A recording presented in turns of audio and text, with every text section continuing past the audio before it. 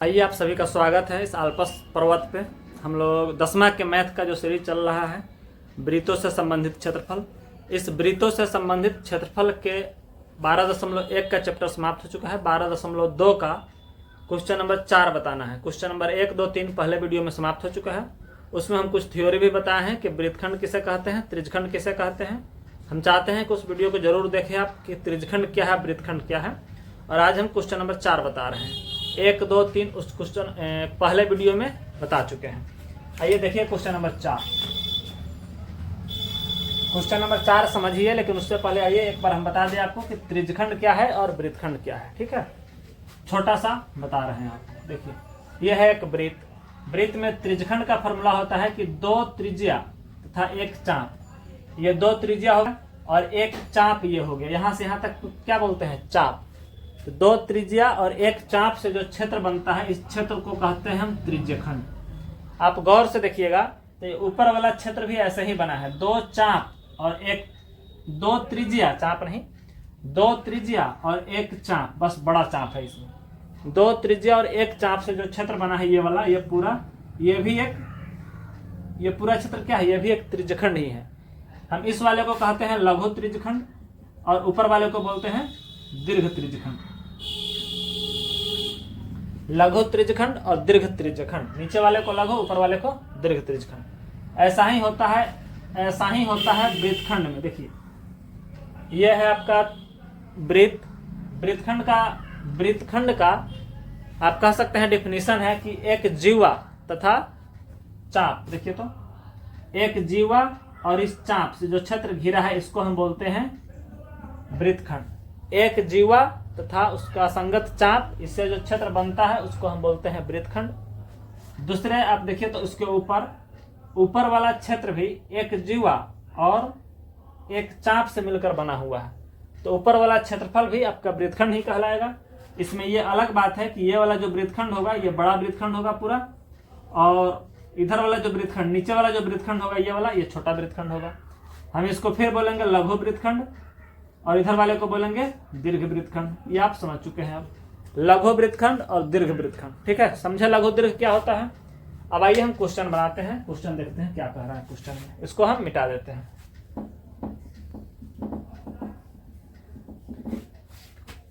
Question number 4 में कहा जा रहा है, 4 हम लिख चुके हैं। 4 में कहा जा रहा है कि 10 सेंटीमीटर त्रिज्या वाले एक वृत्त का कोई जीवा केंद्र पर समकोण अंतरित करता है। देखिए तो 10 सेंटीमीटर जीवा त्रिज्या है, ये एक वृत्त है। इस वृत्त का त्रिज्या कितना है, 10 सेंटीमीटर। कह रहा है कि कोई जीवा केंद्र पर समकोण अंतरित करता है। मान लेते हैं ये एक जीवा है। इस जीवा का डिफिनेशन क्या है, आप निश्चित रूप से जान रहे हैं कि वृत्त के किसी 2 बिंदु को मिलाने वाली रेखा को जीवा कहते हैं। तो ये 2 बिंदु को मिला रहा है इसलिए जीवा है। और कह रहा है क्वेश्चन में कि ये केंद्र पर समकोण अंतरित करता है। समकोण का मतलब हुआ कि ये वाला कोण समकोण है, मतलब ये केंद्र पर बना कोण समकोण है, मतलब केंद्र पर बना कोण कितना है, 90 डिग्री का है। अगर ये बीच में नहीं दिख रहा है क्या है, तो ये लिखे हैं 90 डिग्री। ठीक है, केंद्र पर बना कोण 90 डिग्री का है। इसमें कह रहा है कि 1 में, अब क्वेश्चन नंबर 1 में ये हो गया मेन क्वेश्चन। अब इसमें क्वेश्चन नंबर 1 यानी कि इस फिगर से क्वेश्चन नंबर 1 कह रहा है कि संगत लघु वृत्तखंड का क्षेत्रफल बताइए। संगत लघु वृत्तखंड का क्षेत्रफल, इसमें कौन है संगत लघु वृत्तखंड, तो यही ना है। सिर्फ हमको इसे लघु वृत्तखंड का क्षेत्रफल बताना है, लघु वृत्तखंड का। अब बताइए इस पूरे वृत्तखंड का, इस लघु वृत्तखंड का सिर्फ इसका क्षेत्रफल कितना हो सकता है, कैसे निकल सकता है। अब देखिए तो लघु इसका क्षेत्रफल निकालने के लिए अगर हम इस पूरे का क्षेत्रफल निकाल लें, इस पूरे का, जैसे OAB मान लेते हैं, यहाँ C है। इसका नाम रखने के लिए इसको हम C यहाँ माने हैं। हम ये नामाकरण करने के लिए सिर्फ C यहाँ माने हैं, ताकि हम कहेंगे ACB वृत्तखंड ACB में, ऐसे हम कह सकते हैं। इसलिए हम इसको यहाँ C माने हैं, यहाँ केंद्र O है। ठीक है, अब बताइए इसका क्षेत्रफल कैसे निकलेगा। इसका क्षेत्रफल निकालने के लिए हम पहले इस त्रिज्यखंड का क्षेत्रफल निकाल लेते हैं।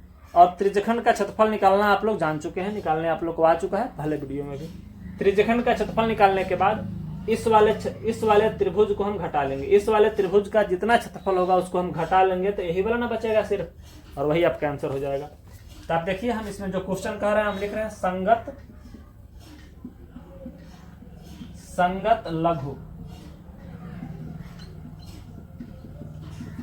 संगत लघु वृत्तखंड का क्षेत्रफल। संगत लघु वृत्तखंड का क्षेत्रफल क्या होगा, तो हम पूरे त्रिज्यखंड का क्षेत्रफल निकाल लेंगे। हम निकाल लेते हैं त्रिज्यखंड AOBC का क्षेत्रफल घटाओ त्रिभुज AOB का क्षेत्रफल, घटाओ AOB का क्षेत्रफल। अब देखिए तो त्रिज्यखंड AOBC का क्षेत्रफल में से घटा देंगे हम त्रिभुज AOB का क्षेत्रफल। यहाँ त्रिभुज AOB ये वाला है और त्रिज्यखंड पूरा AOBC ये वाला है। बताइए त्रिज्यखंड का क्षेत्रफल का फॉर्मूला आपको पता है क्या होता है, θ/360 गुना पाई r स्क्वायर माइनस ये त्रिभुज जो है। देखिए तो क्वेश्चन में कह रहा है कि यहाँ पे 90 डिग्री पे कट रहा है, इसका मतलब समकोण त्रिभुज है, और समकोण त्रिभुज है इसका मतलब इसी में एक को आधार है एक कोई लंब है। तो इसका मतलब समकोण त्रिभुज का क्षेत्रफल आप कह सकते हैं 1/2 गुने आधार गुना ऊंचाई।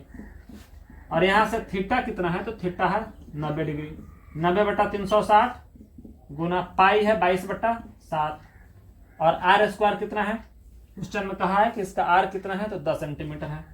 आर की जगह हम 10 सेंटीमीटर लिख दिए, तो 10 का स्क्वायर हो जाएगा, माइनस 1/2 गुना आधार भी 10 ऊंचाई भी 10। देखिए तो इस त्रिभुज के लिए ये भी 10 और ये भी 10, इसलिए आधार 10 ऊंचाई 10 हम लिख दिए। इस क्वेश्चन में अब इसको काटेंगे तो ये 90 से कटेगा 4 मरतबे, और 4 से देखिए तो ये दोनों कट जाएगा, मतलब 2 से कटेगा ये और 2 से कटेगा ये हो गया 11×5 = 55, 11×5 = 55 पे 1 0, 10 से गुना करेंगे तो बटा 7, माइनस ये हो जाएगा 10×5 = 50।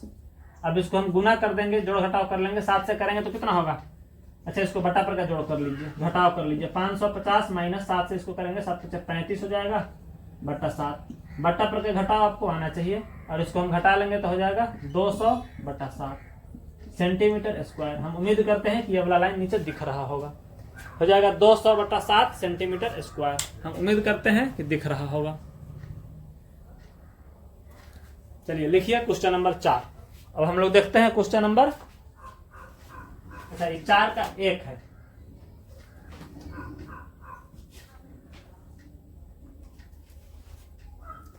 ये हुआ 4 का 1, हमको देखना है 4 का 2, ठीक है। अच्छा आंसर जो है इसका 200/7 भी हो सकता है, चाहे इसको भाग भी करके लिख सकते हैं, भाग करके भी लिख सकते हैं, तो भी आपका आंसर हो जाएगा। आंसर में जो दिया हो वैसे कर देंगे। हम अब देखते हैं क्वेश्चन नंबर 2 देखने के लिए हम सिर्फ इसको मिटा रहे हैं, ये वाला फिगर वही है, क्योंकि 2 का जो फिगर है यही है।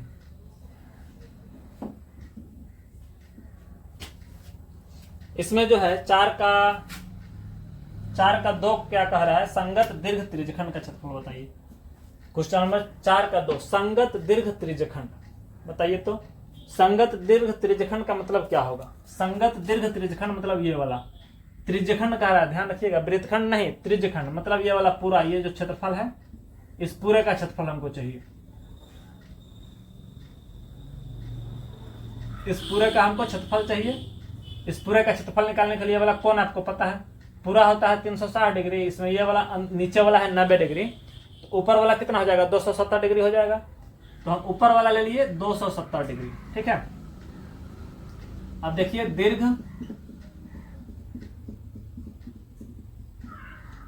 त्रिज्यखंड का क्षेत्रफल, दीर्घ त्रिज्यखंड का क्षेत्रफल कितना हो जाएगा, तो ये हो जाएगा आपका θ/360 गुना पाई r स्क्वायर, और थीटा कितना है तो 270, ध्यान रखिएगा थीटा कितना है इसका 270, 270/360 गुना पाई 22/7 पाई r स्क्वायर, r है तो 10 गुना 10, 270/360 गुना 22/7 गुना इतना, ये देखिए तो कैसे कटेगा, 3 से 9 से कटेगा 3 मरतबे, 9 से कटेगा 4 मरतबे, फिर इस हम 4 से वैसे ही काट सकते हैं, इसको 11 मरतबे, इसको 5 मरतबे, मतलब हम 2 से काट दिए इसको, फिर एगो बचा हुआ 2 से काट दिए इसको, और यहाँ से आपका आंसर हो जाएगा 5 × 15, 15 में 11 से गुना करेंगे तो 165, में 10 से गुना करेंगे तो इतना बटा 7। इसको आप या तो यही आंसर है और नहीं तो भाग कर दीजिए, हो जाएगा 7 × 14 15 16, 2 पर 5 तो 7 × 21, 7 × 35.5 सेंटीमीटर स्क्वायर, चाहे मीटर स्क्वायर जो भी होगा आपका स्क्वायर में आंसर हो जाएगा दीर्घ त्रिज्यखंड का क्षेत्रफल। हम उम्मीद करते हैं कि सबको अच्छा से समझ में आ रहा होगा। ये आप नोट कर चुके हैं या स्क्रीनशॉट ले चुके हैं, जल्द करिए जो करना है। देखते हैं क्वेश्चन नंबर 5।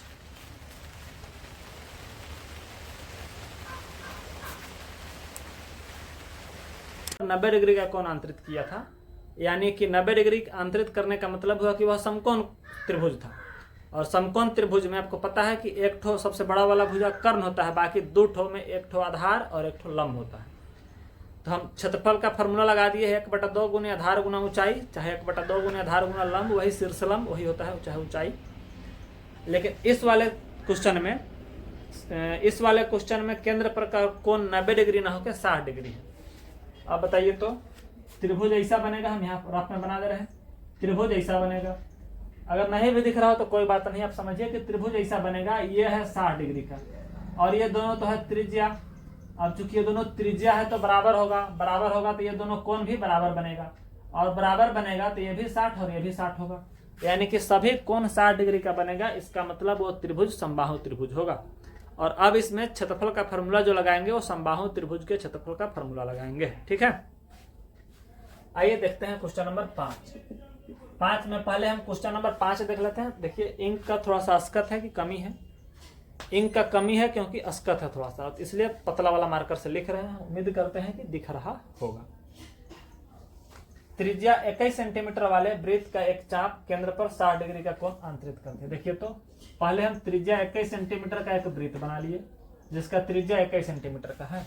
कह रहा है कि 21 सेंटीमीटर त्रिज्या वाले वृत्त का एक चाप केंद्र पर 60 डिग्री का कोण आंतरित करती है। मान लेते हैं कि यही चाप है जो केंद्र पर 60 डिग्री का कोण आंतरित करती है। ठीक है, ये वाला चाप था जो केंद्र पर 60 डिग्री का कोण आंतरित करती है। 60 डिग्री आंतरित करने का मतलब हुआ कि ये वाला कोण 60 डिग्री होगा। ये O है, मान लेते हैं ये AB है। ठीक है, अब इसमें क्या कहा जा रहा है सो देख लीजिए। 60 डिग्री का कोण आंतरित करता है, ज्ञात करिए एक में चाप की लंबाई। हमको एक में पता करना है इस चाप का लंबाई कि यहाँ से यहाँ तक कितना होगा।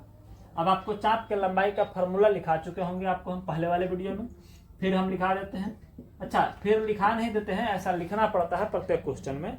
तो आप भी जब क्वेश्चन बनाए तो फॉर्मूला भी निश्चित रूप से लिखे, उसके बाद फॉर्मूला में उसका मान बैठा है। लीजिए चाप की लंबाई का फॉर्मूला क्या होता है, ये होता है θ/360। चाप की लंबाई का फॉर्मूला होता है θ/360 गुना 2πr। ये हम बता चुके हैं आप लोग को पहले भी। अब बताइए यहाँ थीटा कितना है तो 60 डिग्री बट्टा में 360 गुना 2 पाई का मान 22/7, 2 पाई और r का मान कितना है ये 21 था। क्वेश्चन में क्या कह रहा है ये 21 है। बताइए तो ये कटेगा 6 मरतबे, 6 से ये कटेगा, 2 से कटेगा 3 मरतबे। देखिए 7 3 का 21 हो गया। अच्छा हम काटिए देते हैं, 3 से 7 मरतबे, 7 से 7 कटेगा तो आपका चाप का लंबाई कितना हो गया 22 सेंटीमीटर। ये हो गया क्वेश्चन नंबर 1 यानी कि 5 का 1। अब लीजिए 5 का 2 यहाँ पेश है आपके लिए। 5 का 2 क्वेश्चन नंबर 5 के 2 में कहा जा रहा है कि चाप द्वारा बनाए गए त्रिज्यखंड का क्षेत्रफल बताइए। देखिए तो त्रिज्यखंड का मतलब यही जो बना हुआ है। अब इस पूरे का हमको क्षेत्रफल चाहिए। चाप द्वारा बनाया गया त्रिज्यखंड का क्षेत्रफल बताइए। तो इसका क्षेत्रफल आप बताइए, फॉर्मूला लिखिए। आपको इसमें सिर्फ फॉर्मूला का कमाल है। त्रिज्यखंड,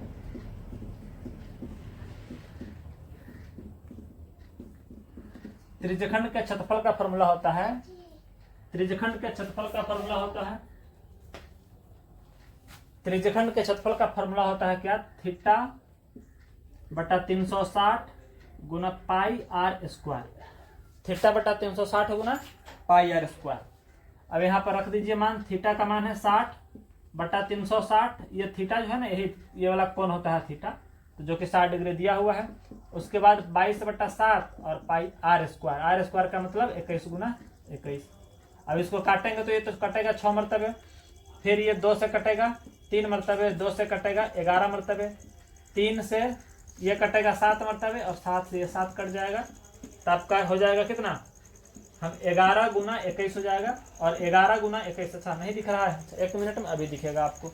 11 गुना 21 बराबर हो जाएगा कितना, 1 2 1 3 और 2 231 सेंटीमीटर क्षेत्रफल है। तो स्क्वायर आपका आंसर हो जाएगा। हम देख लेते हैं कि आपको दिख रहा है कि नहीं दिख रहा है। तो आपको दिख रहा है 11 गुना 21 बराबर 231 सेंटीमीटर स्क्वायर आपका आंसर है। आइए क्वेश्चन नंबर हम इसी का 5 का 3 भी देख लेते हैं जो छोटा सा है। इसके जस्ट नीचे बना लेंगे, हम यहाँ ऊपर बना देते हैं। 3 नंबर में कहा जा रहा है 5 के 3 में कि संगत जीवा द्वारा बनाए गए वृत्तखंड का क्षेत्रफल बताइए। देखिए तो इस क्वेश्चन में कह रहा है कि वृत्तखंड का क्षेत्रफल बताइए। अब हम लघु वृत्तखंड का क्षेत्रफल बताएंगे कि दीर्घ वृत्तखंड का क्षेत्रफल बताएंगे।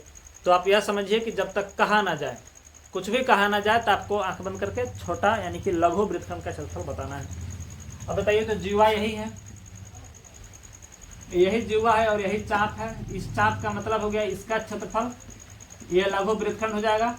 और इसी का क्षेत्रफल आपसे पूछा जा रहा है, जो हम घेरे हुए ऐसे रंगे हैं ना, यही वाला पार्ट का क्षेत्रफल आपसे पूछा जा रहा है। और इसके क्षेत्रफल का फॉर्मूला आपको पता है, ये पूरा का क्षेत्रफल निकाल देंगे, उसमें से इस त्रिभुज का क्षेत्रफल घटा देंगे। और त्रिभुज कैसा है तो ये 60 डिग्री है, और ये वाला दोनों त्रिज्या है यानी कि बराबर है, तो ये दोनों कोण भी बराबर होगा। ये 9th में बहुत 100 बार बता चुके हैं आप लोग को, या फिर 9th में आप लोग जानते होंगे। ये 60 तो ये भी 60, और सभी समबाहु त्रिभुज हो गया। समबाहु त्रिभुज सभी कोण बराबर हो गया, इसलिए समबाहु त्रिभुज और समबाहु त्रिभुज का क्षेत्रफल होता है √3/4 गुना भुजा स्क्वायर। तो देखिए यहाँ अब हम निकालते हैं वृत्तखंड का क्षेत्रफल। वृत्तखंड का क्षेत्रफल बराबर हो जाएगा